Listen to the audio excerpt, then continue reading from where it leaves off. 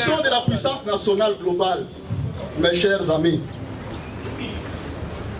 la notion d'intérêt général, d'intérêt national, a souvent été au cœur de la décision à prendre pour la construction de la puissance nationale globale. Il s'agit de définir clairement, de dire clairement ce que l'on veut pour que le pays soit en réalité. Ce que l'on veut pour que le pays prouve aux yeux de l'humanité qu'on est fort, qu'on peut. Et on ne peut pas l'attaquer sans qu'il ne riposte. Mais prenons le cas de la RDC. Même dans la région de Grand Lac ici, la puissance globale, c'est soit on est une puissance économique, soit on est une puissance militaire, soit on est une puissance scientifique, soit on est une puissance technologique et peut-être aussi une puissance culturelle. Ou le tout à la fois. Et nous savons, même dans notre matinée ici, les gens vont dire RDC et Lokamakas. Oui, je vais réfléchir avec vous. Ok, on a Paris, Sicao, Afrique du Sud, Congo, Brazzaville. Tous les gens partis là, Congo, Brazzaville. Aux la discothèque, aux ça l'enquête na yo. Tala batu bazo kota koya koluka ba disque. Tala combien ba osenga disque ya Michael Jackson, Michael Jackson. Assis? Assis? Akufa. Mais tala batu boni ba oluka disque na ye. Alpha Blondy, ainsi de suite. Tala pe boni ba oluka ya Jibe ou bien ya Wera. Yoko maka. Oza na Congo Brazzaville awa kaka mopanzi. Kota na librairie. Tala baye koli to batangisi. Soit les étudiants, les élèves, soit les professeurs. Combien viennent chercher les ouvrages écrits par les auteurs congolais de la RDC, les professeurs des universités du Congo? Et combien cherchent les ouvrages des professeurs français, américains, belges, et ainsi de suite? Alors, RDC et Lokamakas. Je vous pose une question. Prenons le cas de la RDC dans la sous-région des Grands Lacs. Les Grands Lacs, c'est Burundi, c'est RDC, c'est Ouganda, c'est l'Angola, c'est la Tanzanie, c'est le Soudan, c'est le Kenya même. Parce que je vous parle là du Grand Lac géopolitique. Pas Grand Lac où il y a Kalaya physique, où il y a la CPG. Maintenant, na kati na biso na Rwanda, na Burundi, na Uganda, na Tanzanie, na Angola, na suki na Rwanda. Na Centrafrique, li kabote, na suki na Rwanda. RDC za puissance nini? La kati ya RDC za nini? Na militaire? Na économie? Tout est malembe. Ça la masse équité. Nous sommes dans une matinée politique. Qu'est-ce que la RDC est finalement? Une puissance économique? Une puissance militaire? Une puissance culturelle? Une puissance technologique ou scientifique? Qu'est-ce que finalement la RDC est? Puissance de voleurs. Puissance de voleurs. Mes chers camarades, c'est l'heure de réfléchir. Si nous ne réfléchissons pas aujourd'hui,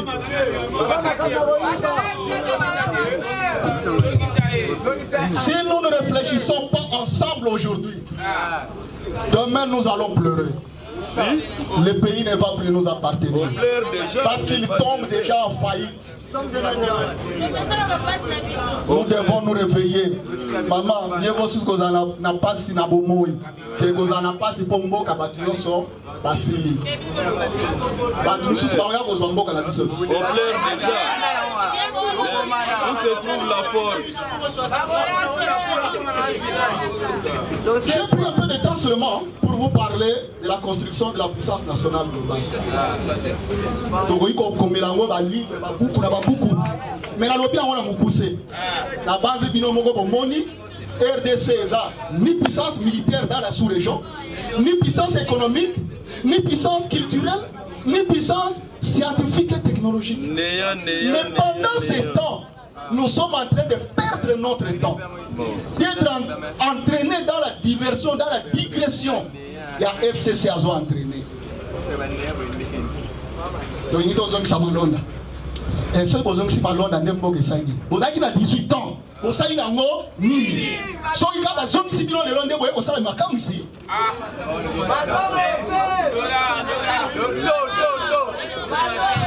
balobi mibeko ezongisu na calendrier ya session ya assemblée nationale mibeko ya Gary Sakatana obemina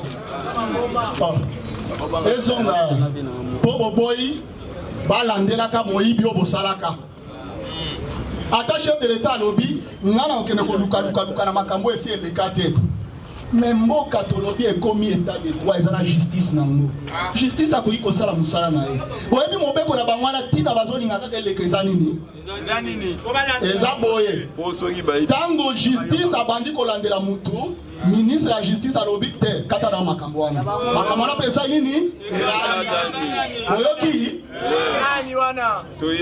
alors yango nde ezosenga ke mboka ebonga biloko nde ya bongo nazoloba eloko ya suka parce que bamonopolize parole te balinga mosu baozela baloba naoloba eloko na ngai ya suka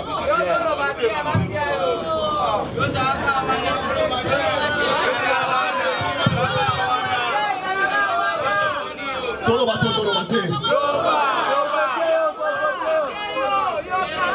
toloba tosakola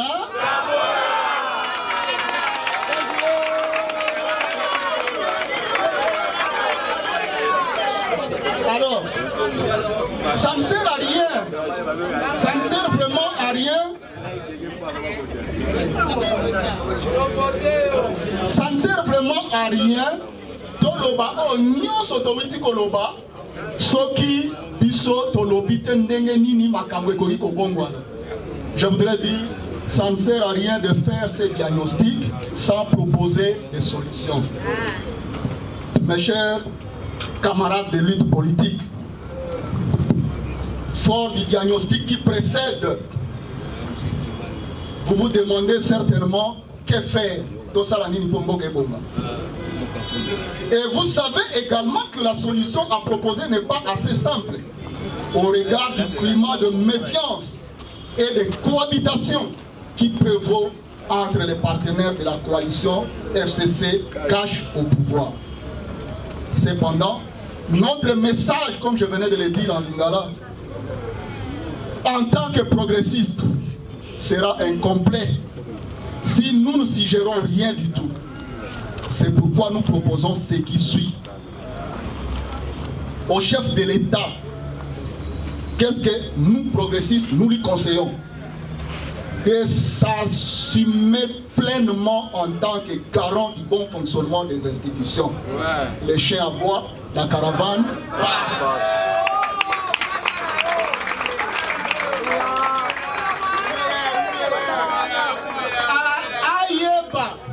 Ayeba, que la population est assima.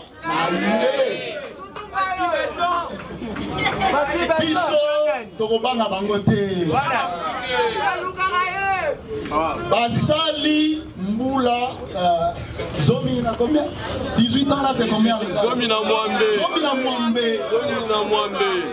Lelo espoir ya mbongwana ekomi koya na fachi bango balingi ko créer kaka ngonga nyonso mwa eloko moko po mboka ezonga sima ndebo etolobi fachi abanga te azande mokonzi ya mboka oyo Kongo ye asala penza pe alakisa ke bango nyonso nde baza na se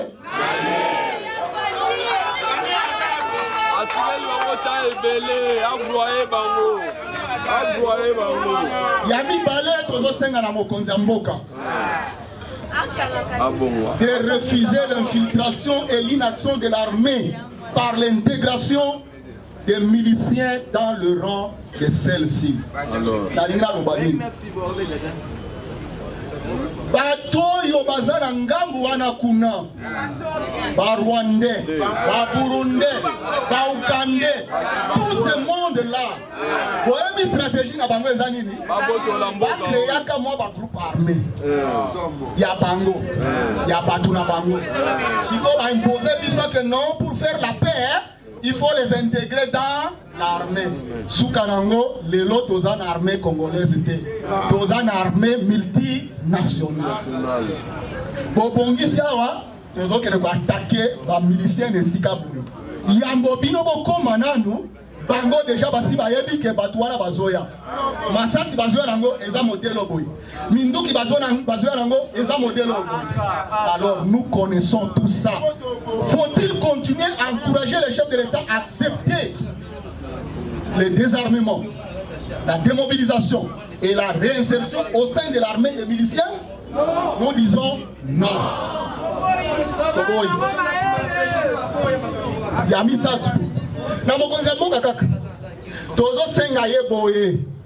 De laisser la justice organiser des poursuites plutôt que de favoriser le désarmement, la démobilisation et la réinsertion sociale des miliciens qui, de fait, est une caution ou une prime à l'impunité. Donc, nous avons dit que après Bolobi, vous pouvez faire un bongo, vous pouvez faire un bandaku, vous pouvez faire un grade général et tout ça. Et bandaki Kosalema, il y a de cela 18 ans ou plus de 18 ans. Si quand vous avez la fachi, Acha Souka na biloko.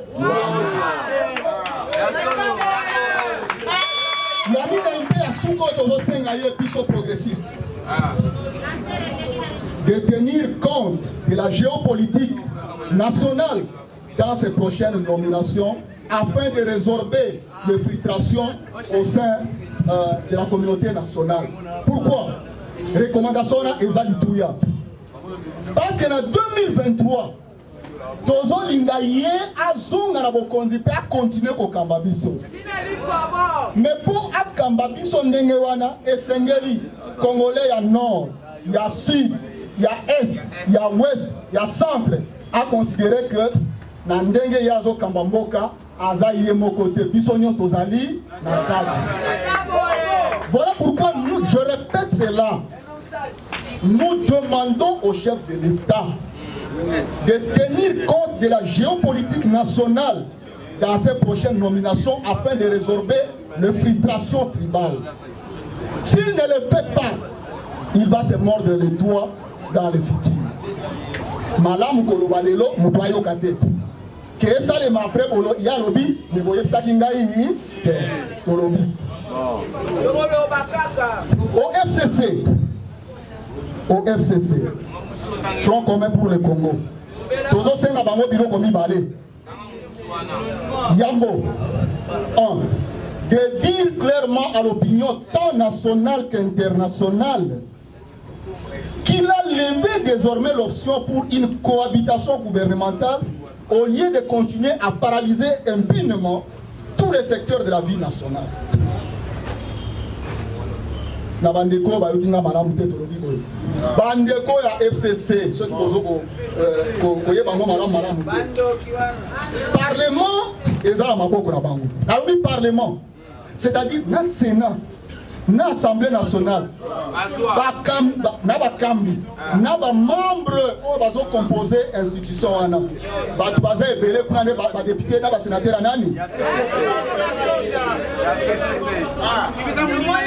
Yami Balé, n'a pas assemblée provinciale Nyonso. Batubaza député provincial de Belenani. Gouvernement Oya Congo. Premier ministre, Naba ministre Belé, vice-ministre Yabanani. Alors, Naina Sabino Boy. Batuana, ceux qui balingi va bloquer action à chef de l'État, Bakosala. Bakoboya loi et les gars. Bako retarder boy na boy. Bako boya ministre de finance a signé boy, ministre budget a sala boy. Mbongo bima pona kotonga nzela pona kosala boy. Nyonso na bazoluka ya sala nini a échoué. Mais na munoko bazoloba toza na coalition. Mais misala na bango ezola ksa toza na cohabitation. Alors balo ba vérité na congolais, na mokili mobimba eye bakie bango baboni cohabitation baboyi coalition. Normalement. Batika ko distraire biso. Tolembi. Yami Balé. Ce que nous demandons au FCC, d'arrêter de considérer le président de la République comme étant à leur remorque. Chef de l'État, Aza Moutazo Landa Bangote. Bangonde, il faut pas l'anganani, chef de l'État. Le président Bazami Balete. Nous avons la signature dans Mboko comme on a un ami. Comment on a un ami?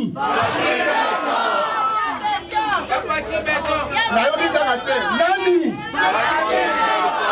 Maboko.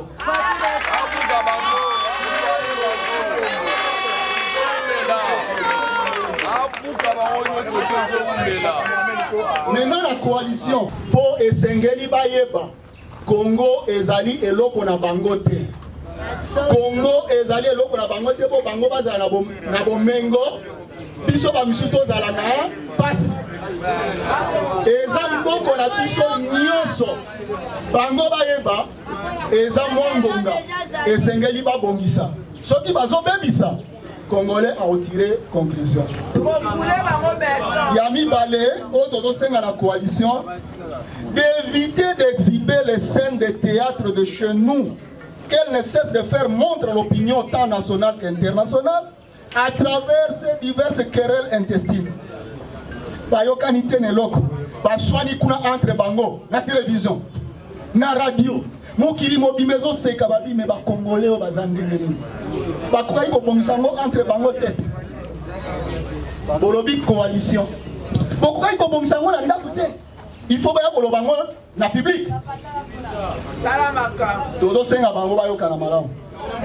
Parce que ceux bazo kanate, to si to epsi mokonza mboka azwa bokonzi na ye nyonso, le plein pouvoir. Azala vraiment garant de la nation, il y a bon fonctionnement de l'institution. Ce qui m'a c'est qu'ils ont continué à l'accepter, Mboko est un président. Et le président Zaraka, Moko, il y a une signature. À la classe politique, parce que Bichot a toute la classe politique. Baninga pe na ba parti mususu na ba regroupement mususu baza ba classe politique pe. Tozo senga pe classe politique. Que la classe politique prenne la mesure du chaos qui pointe à l'horizon. Si d'une part, les mêmes lois sur la CENI et sur les élections sont maintenues, et d'autre part, si les délais d'organisation des dites élections ne sont pas respectés. Balingi va imposer une loi Oya Moïbi, Oya Salike, base à la Parlement, base à l'Assemblée provinciale, base à la gouvernement Union Sowana, national ou central, naba gouvernement provincial. Toboy Mibeko Wana, Tozo Senga et Bongama. Toboy ma manœuvre na bango. La zone c'est la biso Mouto Babongisaki. Regardez ce qui se passe à la CENI. Obazo Bongisa a comme président na cycle Koya. Va préparer à commissaire déjà secrétaire national. Mais voyez ce qui s'était passé avec Maloumalou. Et après Maloumalou, ça a été qui? Et après Moulunda, c'est qui? Et après Nanga, on a préparé qui? Malonda. Toboyi.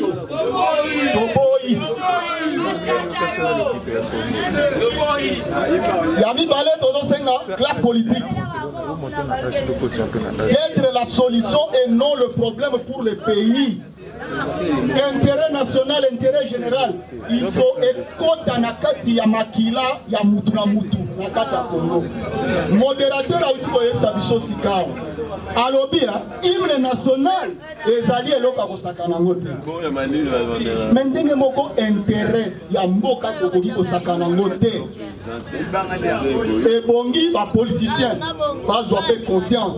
Bazala ba problème te, mais bazala ba solution na problème. Yami Balé Tozo Senga Bango va éviter pe Yako Tindika Baninga O Bazana Bango Bakenda ko finga baninga mususu balungwa bayiba bango basomba bango pona ko finga ka baninga mususu ezo avancer bisote Tozo sala eux ba musicien ba bengaka Tozo ko Bokezo ke les innocents Yasuka pour la société civile Église protestante et église catholique. église kimbangiste, église de réveil, ceux qui musulmans, ceux qui nient. Bandeko nyonso wana tozosenga bango boye na organisation ya droit de l'homme et ba ONG nyonso toyebi te yambo que la société civile évite d'être à la remorque des politiciens. Yami Balé d'être guidé uniquement par l'intérêt général, l'intérêt national. Yami Satou de s'éloigner des discours séparatistes et tribaux du genre ici chez nous. Quand vous venez vous rencontrer des gens, il faut les respecter. Congo est comme chez nous, là, chez les autres. Congo, Tata Mobutu Akenda, Tika Gibiso, Tata Bo, Ekolo Bo, Mokonzi Bo, alors Tokende. Mokonzi Nabiso Moko, comment on a une Ekolo Nabiso, comment on a monini. Si yo soki oza na Kinshasa okomi ko se considérer que oza epa na yo te. Ok na Katanga olobi kuna epa na ngai te. Alors que Tata Mobutu ayebisa biso mwana nyonso ya Congo donc na lero wana ezalaki Zaïre. Epai nyonso ye azali ako considérer que aza mboka na ye. Bato bazobimisaka ba discours wana que quand vous venez chez nous il faut nous respecter, il faut savoir qu'il y a des gens que vous trouvez. Bazo di mana groupe ni kaka na groupe wana mais bango bato liboso ya koya lisuko loba non le tribalisme mais vrai tribalisme ezanani eza yo mtozo loba ke ici c'est chez nous, ici c'est chez tel, quand vous venez ici il faut les respecter te tokoloba tamsu pe to piquer Christ to kufi Congo etikali mais na monika kana suka wana je vous remercie.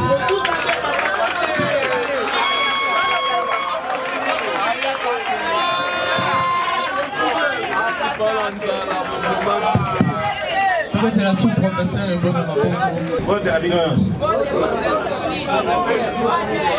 Oye awa pour la matinée politique. Mais il faut que vous ayez un sala. Oye awa pour la matinée politique. On fait, on a oublié l'État. Il y a l'obéli. Actualité de l'heure, également na Covid.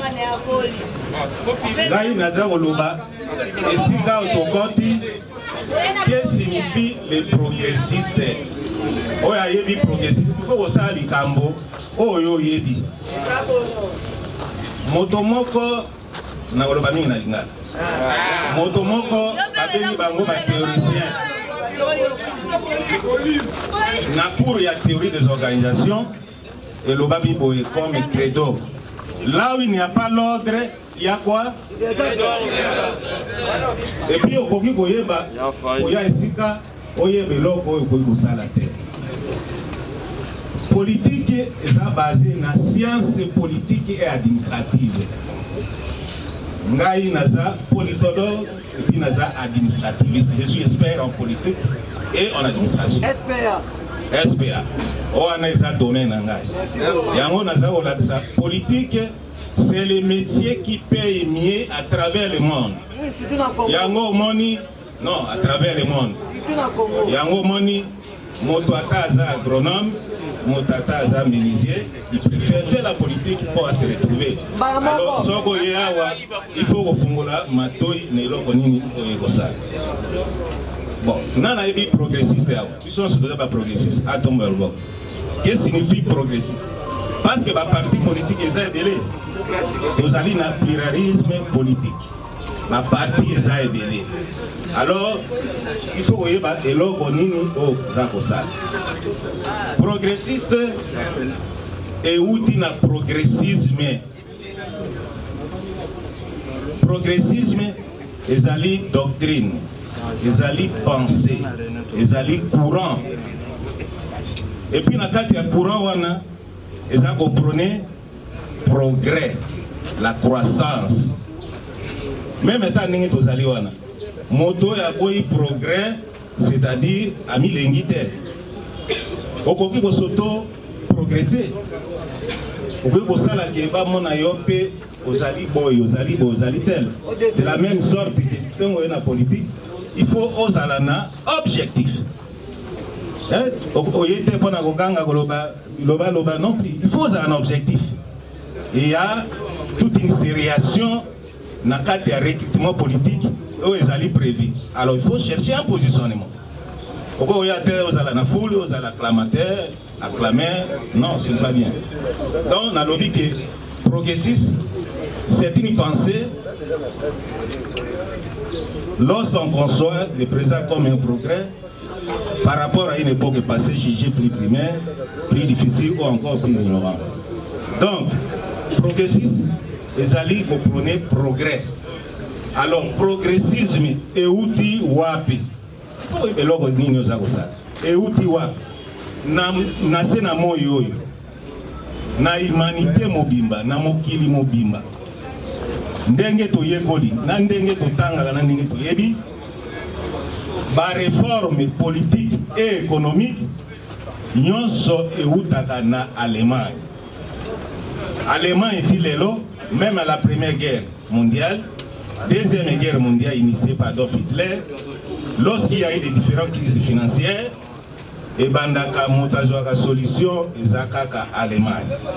Yango progressiste ou progressisme étant une pensée, un courant, une doctrine et banda en Allemagne. Tant que le lobby en Allemagne est bandit en 1861. C'est une matière que je maîtrise. Et bandit est progressé et commis en France. France après est comme États-Unis, États-Unis comme le Canada, alors c'est ainsi que ceux qui ont au côté de la progressisme ou aux alliés progressistes, c'est-à-dire aux gens attendre au progresser. Vous voyez que pour créer,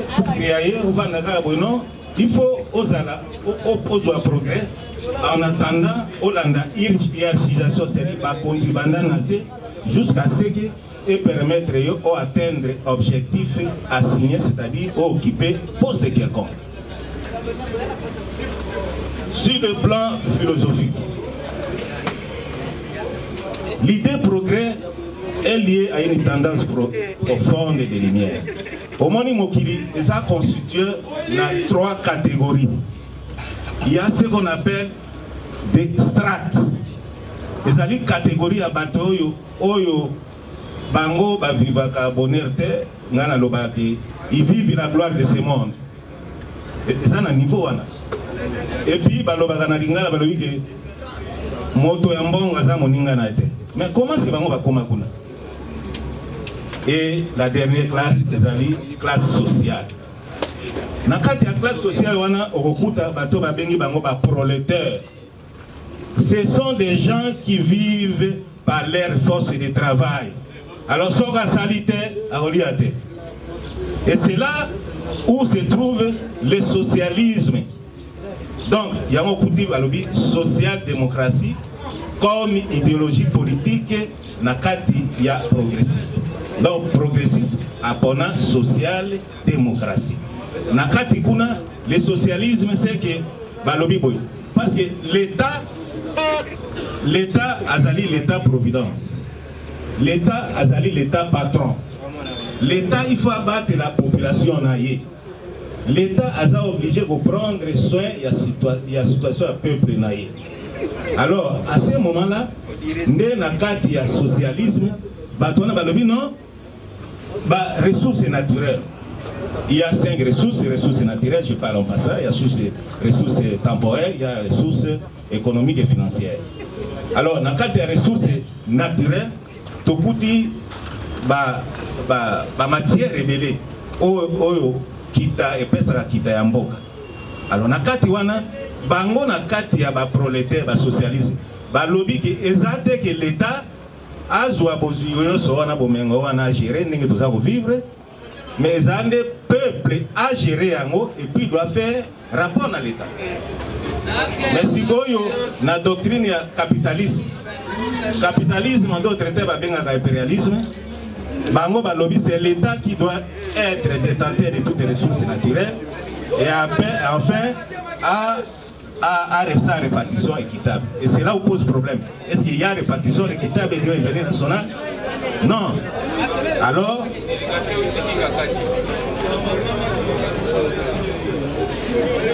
yango wana progressiste ils ont proposé et que en définitive le prophétisme ils allaient partisans et à progrès. Alors ce qu'on y a ils allaient pour progresser. Ce qu'on y a pour progresser politiquement et dans plusieurs dimensions. Je vous remercie. Merci professeur Jean-Pierre pour la brève intervention. Est-ce que Bandeko ou Bazala Mituna Bazali Soki Mituna Zali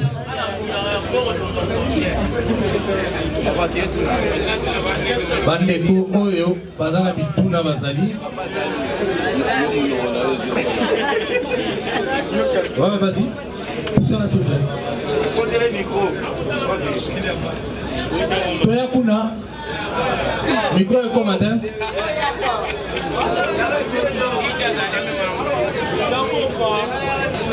S'il vous plaît, ça, qui a posé question à elle.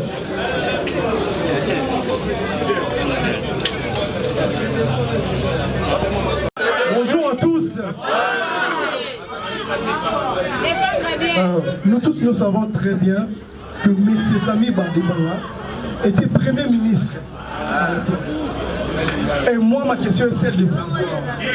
Lui, en tant que Premier ministre, qu'est-ce qu'il avait fait tout au long de son pouvoir? Et parce que nous tous nous sommes sans ignorer qu'il y a des critiques. Pourquoi? Parce qu'il y a ceci, il y a cela. Pourquoi? Parce qu'il n'est plus au pouvoir. Deuxièmement, qu'est-ce qu'il attend de nous en nous invitant ici?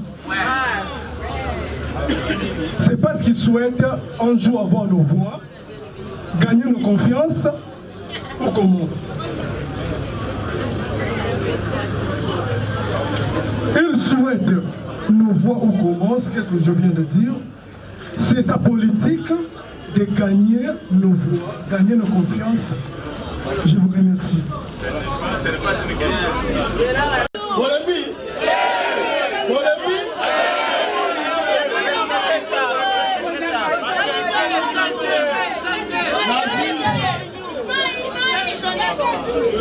Nazwi mituna misatu.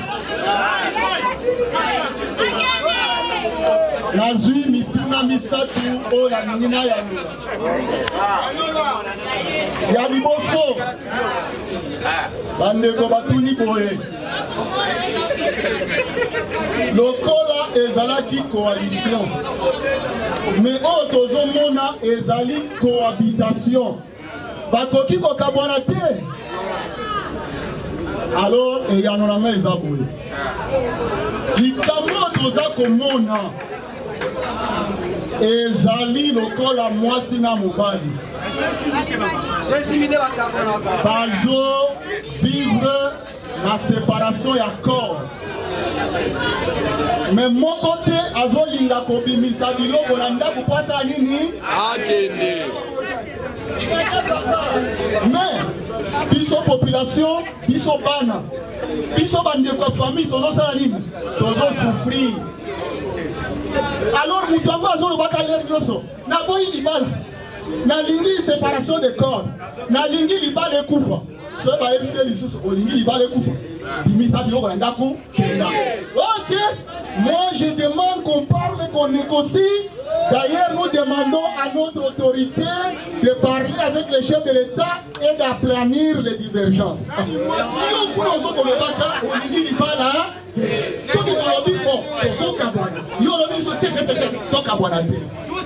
C'est pourquoi la Nobi Boye. La recommandation na salle to saleri FCC to EBCE. Ce qui a lingi coalition T. Azala clair, Akanabisaka, Abimananda, Adobake, Kominini, cohabitation. Tolobaki yango déjà. Nana bala muninga. Nana souhaité. Pour la ligne azolo ba image wana eza malamu. Awa tozana professeur spécialiste ya sciences politiques à Zanga. Pour la Kokambamboka, il faut l'institution kaka la présidence, le président de la République. président de la République, il y a une institution. Mais dans l'institution, Moussoussou et Kelaka Mibeko. Comment on a mis? Comment on a mis? Et dans l'institution, Moussoussou et Kambakamboka. Malade Ezali. Qui s'y faut bima? Bon, il faut bima. Il faut qu'on foute à bateau. Institution là, comment on a mis? Gouvernement. Est-ce que le chef de l'État est lui-même chef de l'État, président de la République? Il est lui-même parlement, il est lui-même gouvernement. Et puis, Ezana Moussoussou, ceux qui mettent Ezoko Salemaka Namboka, Bango, il faut pas l'ande la patronne, parce que Nini, pas la Bango. Sobenga Monini, justice. Ozolanda.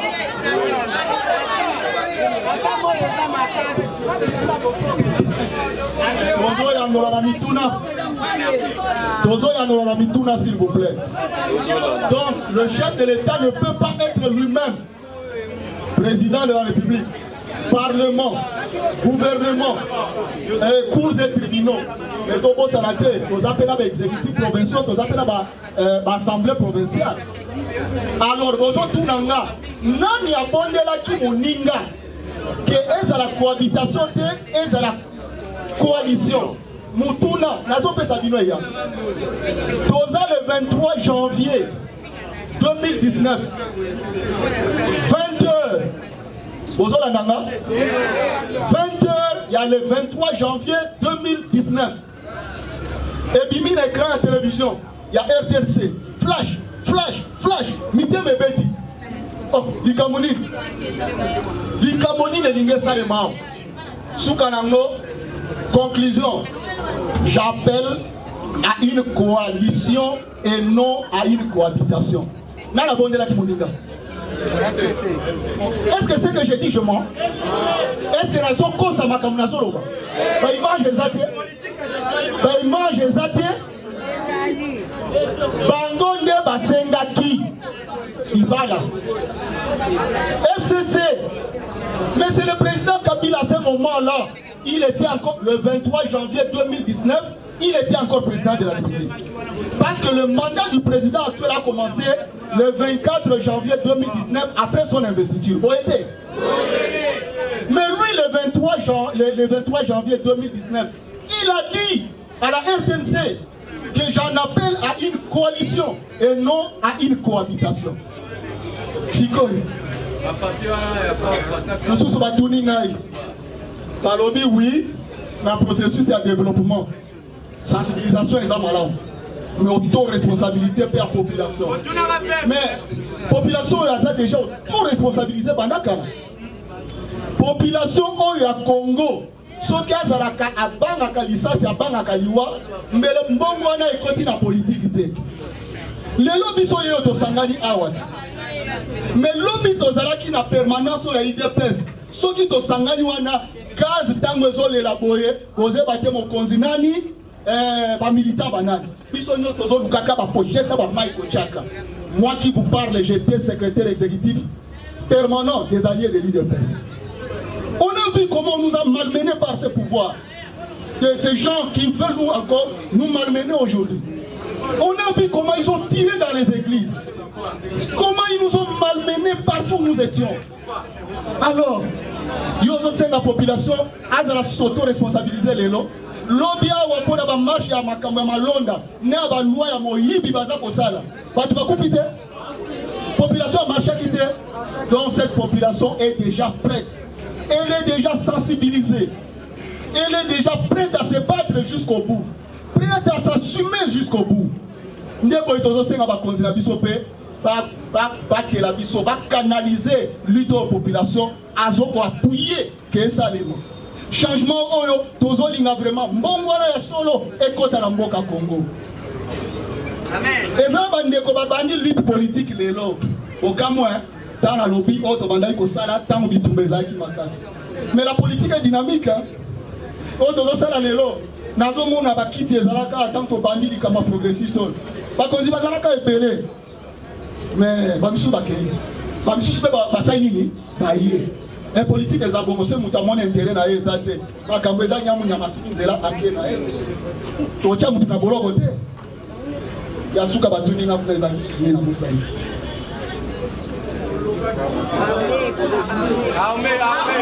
Armée. Maman, oyebi na sali bon po ale. Pona yeba pe eske bateau tozala bango bazolanda matinée oyo. Naza kotala ye. Naza kotala ye à tout moment. Bon, nandimi na bosanaki. Mais c'est ma manière de communiquer. Na bosanité. Et ça de manière nanga de communiquer pour la moussa attention ya salle. Alors, ça qui vient au lobby, Bolembi, n'a pas d'attiqué. C'est au lobby, Bolembi, vous avez peiné à quoi quand vous avez stabilisé. Alors, on continue. Et là, la stratégie, Moussou, la salle, elle n'était pas la monnaie, déjà au Lamouka. Alors, c'est la monnaie, comment on l'a là? On n'a qu'à Kabola Mouka. Parce que la vie va blague ni le père loko na ngana kwaka po batu bala muka. Maman. La moni mara visite. Bon, OK. Maman la biso. Yo lobi. Tokende ata na Israël. Ata wapi ko zoma formation na Égypte c'est pas une seule lobi. Oui. Les lois ezana ndeko moko na parlement asi a proposé loi au bengi. Obligation na ba jeune congolais nyonso yambo abanda université yambo asala musala mususu akende na formation ya nini ya armée. Pourquoi formation na ezali tuya? Parce que to linga te biso nde ba congolais na ba congolaise ndenge tozala pasi na biso ya mikolo nyonso nde tozokanisa tozali kamuna mutu te nazoko. Rappelez Bino. Rappelez à Lingala c'est quoi? Et ça, vous voyez déjà. Mais nazo lobelango lisusu po mutu na mutu simba mo malamu. Mboka moko te na mokili eleki Congo oya biso na nkita na bomengo. Maintenant batu nyonso baza justement ici nazo commander yango. Batu nyonso balingi congolais azala na pasi boye. Mongo na biso bomengo na biso diamant cuivre coltan nyonso boyebi tozobikela na pasi armée na biso na tuni bino awa na Afrique centrale oyo tozwa Grand Lac toza puissance nini na tuni bino puissance politique militaire puissance économique puissance nini culturelle puissance technologique ou scientifique tolobi eloko te mais bombe atomique, aux centrales nucléaires, pendant ça, on a minéraux. Vous n'avez pas eu ça, vous savez. Les autres, mais ils sont dans les locaux. Na l'université à Kinshasa, sur le Kekuna, on a centre Mubimba et Zaliwana, il y a nucléaire. Mais quel est votre visite à Moni des enfants? Mais alors, donc, ce qui fait ça, tozo sala makasi te totindika bakonzi na biso ya kosala volonté na biso mboka na biso ekokende bakoya na baminduki bakoya na bamilitaire na bango babomi défense eza te mboka ekei. C'est pourquoi nga nazosoutenir oyo ozoloba mpe nalobi eza na député moko asi asali initiative ya proposition ya loi wana comme ils ont échappé. Mais en tout cas, ils ont député moko et opposition certainement. Voilà. Paninga Balobi, Daniel Mba. Félicitations. Parce que hier, ils ont compris que ndenge mboka ezokende. Merci beaucoup. Nabanzi na yando na mituna misatu batuna kingai. Alors modérateur a sous maloba. S'il faut qu'on continue bien. Toujours mituna Zalix. Merci professeur. Tozaki mituna misatu lisusu awa moko ezalaki proposition ya ndeko asuetaki implantation ya parti na bacommune nyonso, mais peut-être na loba ye nde mutu aza na information na retard. Na opesa exemple toza na pasteur Daniel awa auti o Katanga. Pasteur Daniel je peux te mettre Yauti o Katanga aza progressiste na biso na o Katanga. Cela veut dire que tout le monde doit lobby. Yeyo, Mai, Ndekone Aza, pour rejoindre Bissot, Ada responsable, il y a AVPC. On fera la même chose qu'on a fait avec l'autre. Le PC va être d'engagement, on a un document relatif. Et puis on a un drapeau Moko. On a un drapeau la mission Moko à titre symbolique. À titre symbolique. Tobé va nous faire un visionnaire. Richard, il est où? Nous avons un visionnaire, Richard est là. Donc, ça y est, un document administratif, ainsi qu'un de nos drapeaux. Alors, on a vu ça par après. Pour tomber, ça y est, bon, pour qu'on continue la traiter, tomber, ça y est, va venir au Moussous. Tomber, coordonnateur de Nambi Yaya FCPT. Abungi.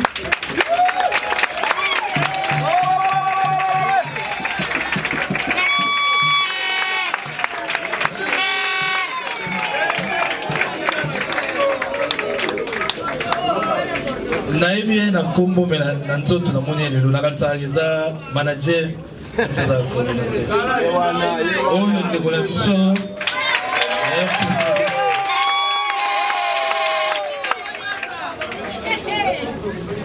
Donc coordonnateur donnant, tu as un mot. Le coordonnateur donnant ne sera pas long. Il y a dans un moment où on va vous pousser. Et vous FCPT viva! Viva! FCPT viva! Viva! FCPT viva! Viva! Viva! Viva! Merci beaucoup. Merci beaucoup. Chers camarades, coordonnateurs des progressistes, messieurs le président du parti allié aux progressistes et distingués invités, nous vous saluons au nom du Front commun des patriotes tshisekédistes ASPEL.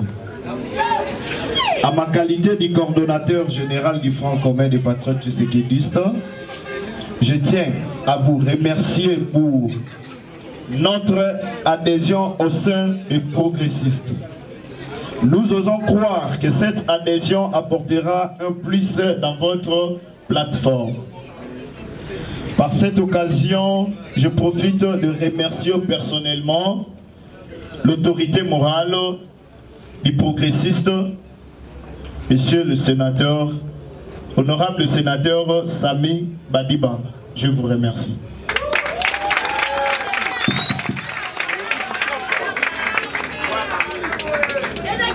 Tokomi na suka ya séance na biso ya lelo.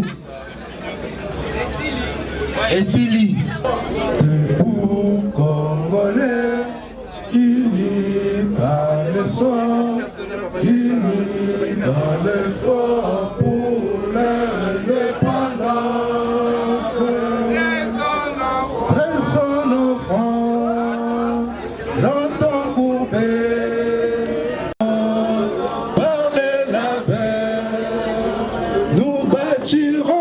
Un pays plus beau qu'avant, dans la paix, citoyen. Entonnez l'hymne sacré de notre solidarité. Fièrement saluer l'emblémaire de notre souveraineté. Congo dans le lit, au pays bien-aimé, nous peuplerons ton sol et nous assurerons ta grandeur. 30 juin au doux soleil, 30 juin du 30 juin, jour sacré, sois les témoins, jour sacré de l'immortel, serment des